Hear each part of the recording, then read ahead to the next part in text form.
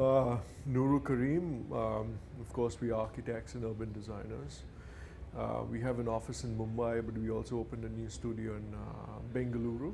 Um, and we're working on a bunch of typologies. We're working on housing and education and institutional projects, retail projects, healthcare, the works. I think it was a beautiful experience so far. We've had a lovely simulating session right now. And it's nice that, the questions from the audience are very intelligent and there's a great deal of interaction amongst the participants. I felt even the panel discussion was thought about very nicely curated by Babita as well. But there's a rich mix of the panelists, had people from different backgrounds, and that actually added to the discussion, combined with a lot of comments that came in from the audience. Well, it's nice to see the kind of, the body of work, anywhere. Well, architects, it's a pretty small community. Pretty much everyone has seen each other's work at a certain point, but it's nice that it comes together, under one roof, and it's India is poised.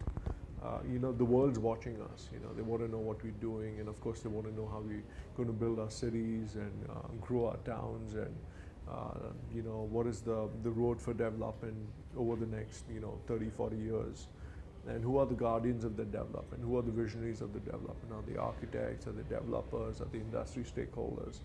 So it's nice that all of this is actually under one roof, and you can get a good sense of